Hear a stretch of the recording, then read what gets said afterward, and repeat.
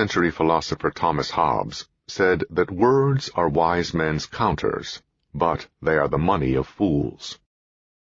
That is as painfully true today as it was 4 centuries ago. Using words as vehicles to try to convey your meaning is very different from taking words so literally that the words use you and confuse you. Take the simple phrase rent control. If you take these words literally, as if they were money in the bank, you get a complete distortion of reality. People who live in rent-regulated apartments in many ways are the underpinnings, the financial engine, the economic engine for the city of New York.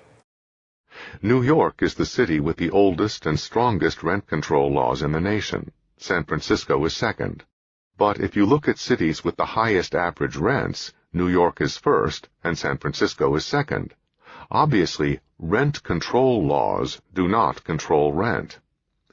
If you check out the facts instead of relying on words, you will discover that gun control laws do not control guns, the government's stimulus spending does not stimulate the economy, and that many compassionate policies inflict cruel results, such as the destruction of the black family.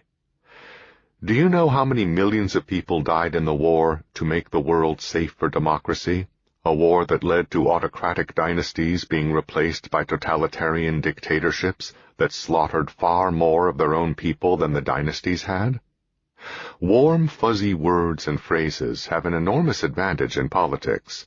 None has had such a long run of political success as social justice. In a socially just, as opposed to a legally just. The idea cannot be refuted because it has no specific meaning. Fighting it would be like trying to punch the fog. No wonder social justice has been such a political success for more than a century, and counting. While the term has no defined meaning, it has emotionally powerful connotations. There is a strong sense that it is simply not right, that it is unjust, that some people are so much better off than others. Justification, even as the term is used in printing and carpentry, means aligning one thing with another. But what is the standard to which we think incomes or other benefits should be aligned? Is the person who has spent years in school goofing off, acting up, or fighting, squandering the tens of thousands of dollars that the taxpayers have spent on his education, supposed to end up with his income aligned with that of the person who spent those same years studying to acquire knowledge and skills that would later be valuable to himself and to society at large? Some advocates of social justice would argue that what is fundamentally unjust is that one person is born into circumstances that make that person's chances in life radically different from the chances that others have, through no fault of one and through no merit of the others. Maybe the person who wasted educational opportunities and developed self-destructive behavior would have turned out differently if born into a different home or a different community. That would, of course, be more just.